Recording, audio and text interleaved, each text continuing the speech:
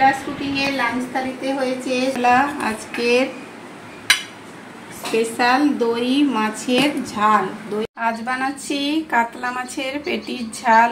তার জন্য এখানে 3 পিস কাতলা মাছের পেটি নিয়ে নিয়েছি, আর নিয়েছি কাঁচা লঙ্কা, পেঁয়াজের একটা পেস্ট বানাবো, আদা রসুনের পেস্ট করে রেখেছি, আর লাগছে অল্প পরিমাণ দই।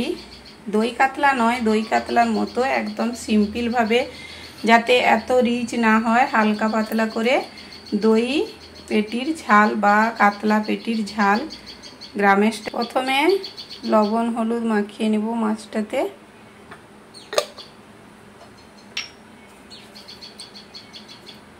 লবণ আর হলুদ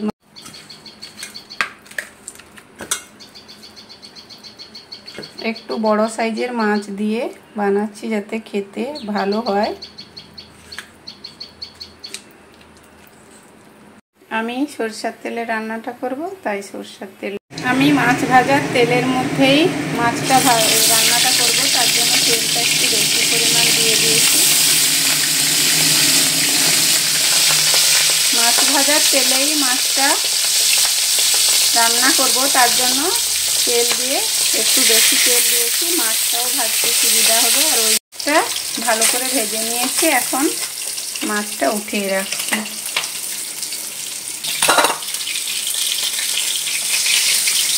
এখন বেটে রাখা পেঁয়াজ বাটাটা দিয়ে দিলাম।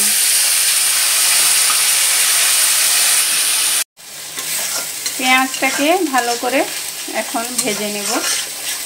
মিক্সিতে 2-3 চামচ মতো দই নিয়ে নিয়েছি, আর দিচ্ছি একটু গোলমরিচ পাউডার দিয়ে ভালো করে একটু মিক্সিতে ঘুরিয়ে নিব। এখানে কিন্তু আমি কোনো কাজু দিচ্ছি না বা চারমগজ দিচ্ছি না। দই কাতলার মতো একদমই খেতে লাগে না, জাস্ট এটা দই পেটির ঝাল। পেঁয়াজটা ভাজা হয়ে গেছে, এখন 1 চামচ আদা রসুন বাটা দিয়ে দিলাম, দিয়েও ভালো করে কষিয়ে নেব। আর দিচ্ছি খুব সামান্য একটু হলুদ গুঁড়া।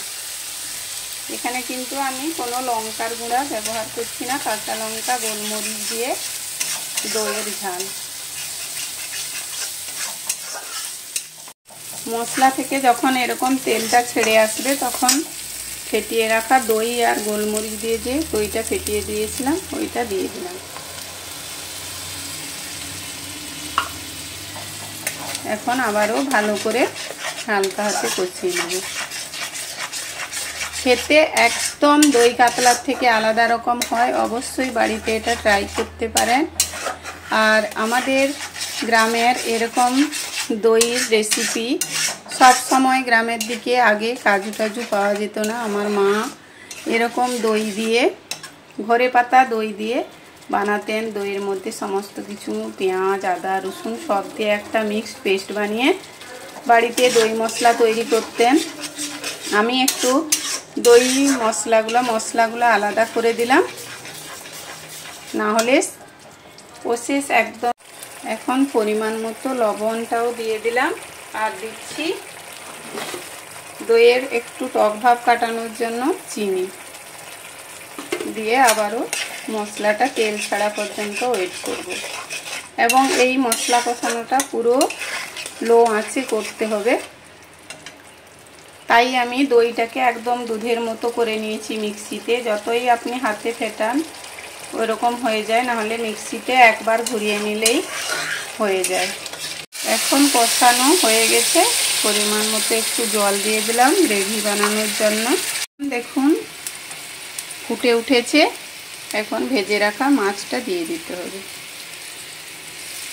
এটা কিন্তু শুধু কাতলা মাছ দিয়ে না করলেও চলবে, আপনার রুই মাছের পেটি, যে কোনো একটু বড় মাছ হলে এরকমভাবে ট্রাই করতে পারেন। শুধু যে কাতলা মাছ দিয়ে করতে হবে তার কোনো মানে নেই। আমার কাছে কাতলা মাছ ছিল, তাই আমি কাতলা মাছের পেটি দিয়ে করলাম। আপনারা চাইলে রুই মাছের পেটি দিয়েও করতে পারেন, বা অন্য কোনো মাছের পেটি দিয়ে মিনিট ঢাকা দিয়ে ফুটতে দিব, যাতে মাছের স্বাদ ফ্লেভারটা গ্রেভির মধ্যে আসতে পারে। কি বলবো নাম জানি না। আপনাদের যদি রেসিপিটা ভালো লাগে প্লিজ চ্যানেলটাকে লাইক সাবস্ক্রাইব করুন প্লিজ, সাবস্ক্রাইব করার অনুরোধ থাকলো।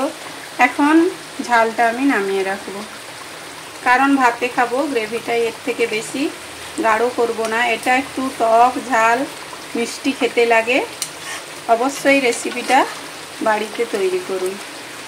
এখন নামিয়ে রাখছি।